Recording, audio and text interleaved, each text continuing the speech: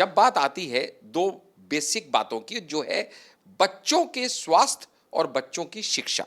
शिक्षा एक ऐसा क्षेत्र रहा है जिस पे आम आदमी पार्टी अपना डंका पीटती रही है कि हम वर्ल्ड क्लास एजुकेशन देते हैं। जैसे ही एमसीडी इन्होंने अपने हाथ में लिया तो इन्होंने 1700 करोड़ का बजट एमसीडी को एलोकेट किया दिल्ली सरकार द्वारा, और उस पर खूब तालियां ली। तो फिर क्या वजह है भैया कि 15 अगस्त तक आप वो बच्चों को किताब और कॉपियां नहीं दे पाए? एक ऐसा फरमान निकालना कि सिर्फ एससी एसटी कैटेगरी के जो बॉयज हैं उन्हीं को ड्रेस मिलेगी, बाकी को नहीं मिलेगी। छोटे छोटे बच्चों को यह पता ही क्यों होना चाहिए कि अभी से आप उनके दिमाग में इस तरह के जातीय विभाजन क्यों डालना चाहते हो? वो भारत मां की हाथ से भगवा ध्वज हटाने का निर्णय करने का काम भी आम आदमी पार्टी रूल्ड एमसीडी ने लिया है, जिसकी हम भरसक निंदा करते हैं। एक दशक पहले एक ऐसी पार्टी का निर्माण होता है जो कहती है कि हम एक अलग राजनीति लेकर के आएंगे, हम जो है एक नया फ्रंट देश को देंगे। जी हाँ, आम आदमी पार्टी।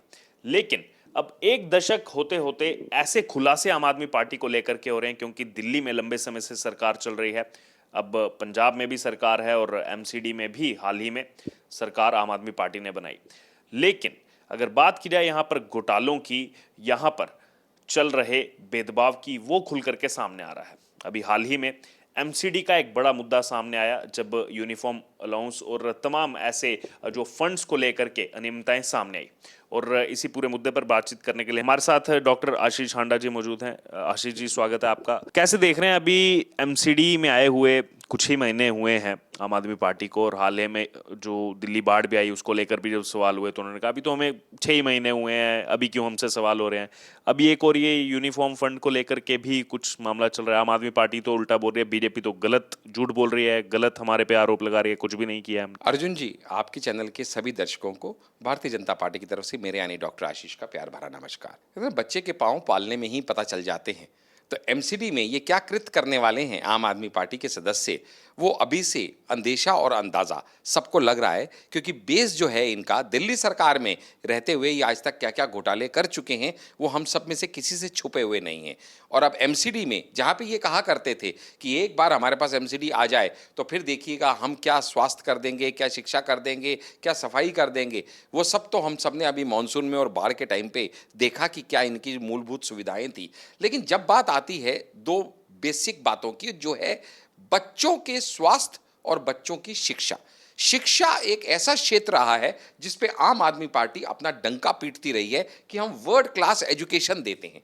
वो जो वर्ल्ड क्लास एजुकेशन के इनके दावे हैं वो दिल्ली सरकार में भी हम लोगों ने देखे कि जहां 80% स्कूलों के अंदर इनके पास प्रिंसिपल ही नहीं है, जहां स्कूलों की जर्जर हालत है, वहीं पे अब एमसीडी में आने के बाद जैसे ही एमसीडी इन्होंने अपने हाथ में लिया तो इन्होंने 1700 करोड़ का बजट एमसीडी को एलोकेट किया दिल्ली सरकार द्वारा, और उस पर खूब तालियां ली कि जब 400 करोड़ का पहली किस्त इन्होंने रिलीज कर दी कि एजुकेशन हमारी प्रायोरिटी है।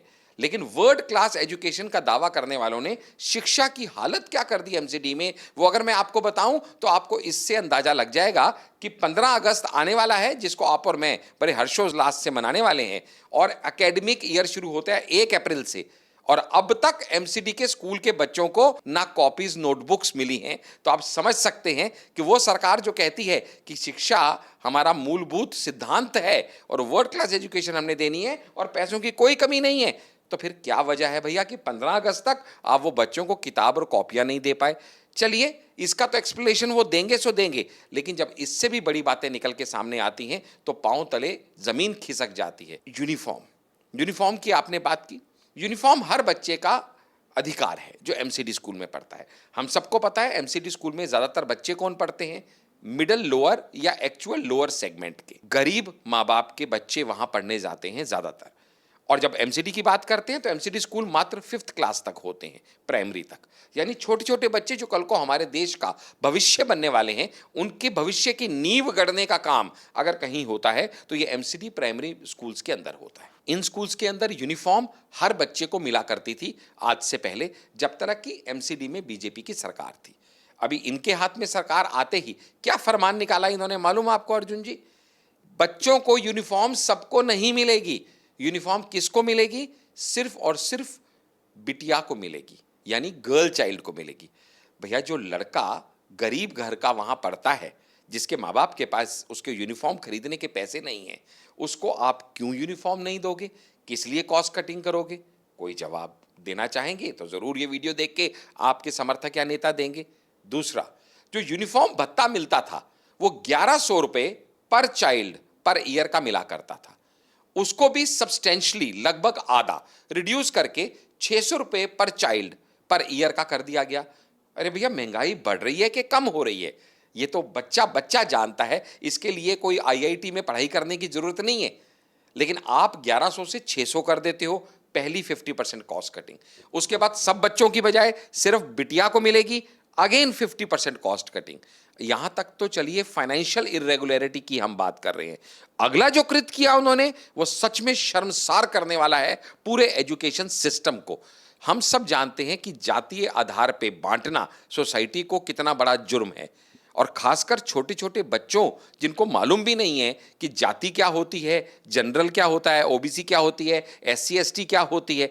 ऐसे में एक ऐसा फरमान निकालना कि सिर्फ एससी एसटी कैटेगरी के जो बॉयज हैं उन्हीं को ड्रेस मिलेगी, बाकी को नहीं मिलेगी। भैया, एक राम नाम का बच्चा जो गरीब बच्चा है, जिसके पिताजी रिक्शा चलाते हैं, जिसकी माताजी कहीं के बर्तन साफ करती है, लेकिन वो जनरल कैटेगरी को बिलोंग करता है, तो उसको इसलिए एमसीडी स्कूल में ड्रेस नहीं मिलेगी क्योंकि उसने जुर्म किया है कि वो एक जनरल कैटेगरी के बिलोंग करने वाले घर में पैदा हुआ है। क्या अजब विडंबना है। दो बच्चे क्लास में एक ही डेस्क पे बैठे हैं, एक साथ खाना खाते हैं, उन्हें नहीं आज तक पता कि इनमें से एससी कौन है, एसटी कौन है। लेकिन जब एससी एसटी को यूनिफॉर्म मिल जाएगी तो जनरल वाला पूछेगा, भाई मुझे क्यों नहीं दे रहे?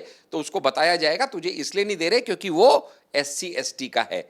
यानी छोटे छोटे बच्चों के कोमल दिलों के अंदर ये एससी एसटी और जातीय हिसाब से उनको आपस में बांट देना। कक्षा में तो सब एक समान है टीचर के लिए। होना ही चाहिए।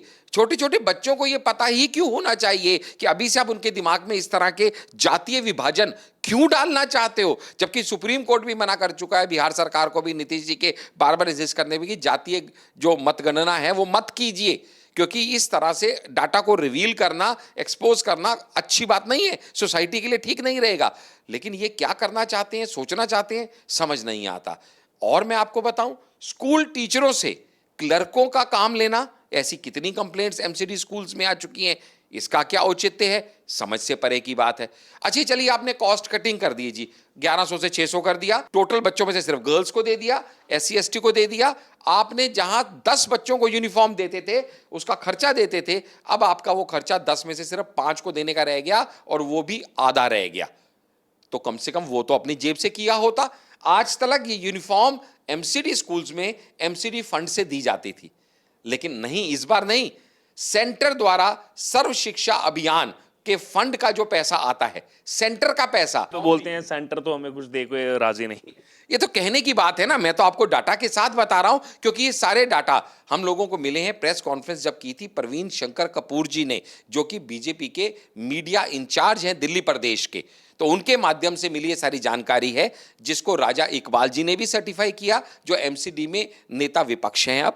और ये एक बहुत ही सीनियर लेवल डेलीगेशन ये सारी डिटेल्स और इरेगुलरिटीज को लेके कमिश्नर से बहुत जल्द मिलने वाला है। लेकिन बात सिर्फ यहाँ खत्म नहीं होती। मैंने आपसे बताया फाइनेंशियल इरेगुलरिटी की बात, मैंने बताया जातीय इस विभाजन की बात, और मैंने आपसे बताया टीचरों से क्लर्कों का काम लेने की बात। लेकिन और अगर इनके आपको कृत बताऊं कि जहां इन्होंने बच्चों को अभी तक, मैंने बताया, बुक्स और नोटबुक्स भी नहीं दी, इसके अलावा इन्होंने एक और बहुत गलत काम किया। हर स्कूल में भारत माता की एक प्रतिमा लगी रहती है। भारत माँ की प्रतिमा के हाथ में भगवा ध्वज भी होता है, जो किसी धर्म विशेष को स्पेसिफाई नहीं करता, वो हमारी संस्कृति और सभ्यता का प्रतीक है। वो भारत माँ की हाथ से भगवा ध्वज हटाने का निर्णय करने का काम भी आम आदमी पार्टी रूल्ड एमसीडी ने लिया है, जिसकी हम भरसक निंदा करते हैं, क्योंकि ये भी किसी एक रिलीजन विशेष को खुश करने के लिए, अपीजमेंट पॉलिटिक्स करने के लिए, स्कूल के बच्चों तक से पहले, आपको याद है मनीष सिसोदिया जी के नाम पे कैसे लेटर लिखवाए गए थे सहानुभूति के? सामने आए थे कि वो टीचर्स ने उनको बोला लेटर लिखना ही। जी, किस तरह से वो भी उनका पूरा रैकेट एक्सपोज हुआ था कि कैसे छोटे छोटे बच्चों से ये काम करवाना चाह रहे हैं। अभी भी इस तरह का कृत करना कि बच्चों की कॉस्ट के ऊपर, और ये अभी रिवील हो रहा है कि आखिर इन्होंने ये क्यों किया, आखिर ये सब इन्होंने क्यों फंड को रीएलोकेट किया? क्योंकि इनको टीचरों की सैलरी के पैसे देने हैं। अब वो पैसे देने के लिए छोटे छोटे बच्चों के यूनिफॉर्म, ड्रेसेस और उनके मन में ये जातीय भेदभाव का कीड़ा बोने का जो ये निंदनीय कार्य आम आदमी पार्टी कर रही है, ये सच में किसी भी सभ्य समाज में किसी भी पॉलिटिकल पार्टी को इस हद तक गिरना मुझे लगता है शोभा नहीं देता। अर्जुन जी, डॉक्टर आशीष जी, तमाम बातें आपने रखी, लेकिन जैसे मैंने आपको बताया कि आम आदमी पार्टी तो डिनाई कर रही है सब चीज़ों को। अब आगे कब कहाँ तक जो है संघर्ष बीजेपी का इसको लेकर के जारी रहे? देखिए, आम आदमी पार्टी के डिनाई करने का क्या है, वो तो ये भी डिनाई करेंगे कि हमने स्कूलों से स्वास्थ्य विभाग को नहीं हटाया, वो तो ये भी डिनाई करेंगे कि हमने स्वास्थ्य शिविर लगने मना नहीं किए, वो तो ये भी डिनाई करेंगे कि 2 दिन पहले हमारे मिड डे मील प्रोग्राम खाने से 26 बच्चे बीमार हो गए। वो तो कहते हैं कहीं से गैस आ गई और उसकी वजह से वो बच्चे बीमार हो गए, लेकिन वो फूड सैंपल अभी गए हुए हैं फॉरेंसिक लेबोरेटरी में, और मुझे पूरा उम्मीद है कि 2 दिन के अंदर दूध का दूध और पानी का पानी हो जाएगा। और अगर वो सच में फूड पॉइजनिंग से वो गरीब बच्चे बीमार हुए हैं, तो मैं कहूंगा ये गरीबों की हाय लेने का जो काम आम आदमी पार्टी कर रही है, ये इनको बहुत महंगा पड़ेगा। इस हद तक गिरना किसी पॉलिटिकल पार्टी को शोभा नहीं देता। तो ये आपने सुना हमारे साथ डॉक्टर आशीष हांडा को, तमाम बातें उन्होंने रखी। हाल ही में जो एमसीडी में मुद्दा उठा हुआ है फंड्स को लेकर के, और उसमें भी ये चीज़ सामने आ रही है कि सर्व शिक्षा अभियान जो सेंटर पैसा बेचता है, वो पैसा जो है आगे यहाँ पर पास ऑन किया गया है उस आम आदमी पार्टी की तरफ से, जो लगातार सुबह शाम मीडिया में ये बयां करती रहती है कि हमें तो सेंटर कुछ देता नहीं। और हाल ही में लोकसभा में भी अगर बात की जाए तो देश के गृह मंत्री अमित शाह ने भी बताया था कि कांग्रेस सरकारों के समय 400, 500, 550 करोड़ मिलता था, हमारी सरकारें हमने 16, 17, 18 में 1100 करोड़। वो तो इन्होंने दिए ही हैं, लेकिन मैं एक पिछले बात में एक पॉइंट ऐड करना मेरा रह गया था, मैं क्षमा चाहूंगा कि ये सब कब हो रहा है, जबकि एमसीडी को मेयर के रूप में इस समय हेड कर रही हैं एक महिला। कहते हैं महिला ज़्यादा संवेदनशील होती है बच्चों के प्रति, क्योंकि 99% महिलाएं के अंदर एक माँ का दिल भी होता है। तो शैली ओबराय लीड कर रही हैं एमसीडी को एज अ मेयर, और दिल्ली की एजुकेशन मिनिस्टर के रूप में लीड कर रही हैं आतिशी जी। तो जहां पे दोनों सेनापति इस समय अरविंद केजरीवाल की एक महिलाएं हैं, वहां पे बच्चों के ऊपर इस तरह का प्रताड़ना करना, मुझे लगता है ये और it adds to the agony of the common man of Delhi. बिल्कुल आपने सुना, ये आक्रोश भी जो है वो जायज़ है, क्योंकि जिस प्रकार से यहाँ पर पॉलिटिक्स के नाम पर, अपीजमेंट पॉलिटिक्स के नाम पर गरीब बच्चों के साथ भेदभाव जो है वो यहाँ पर करने का बड़ा आरोप आम आदमी पार्टी सरकार पर लगा है।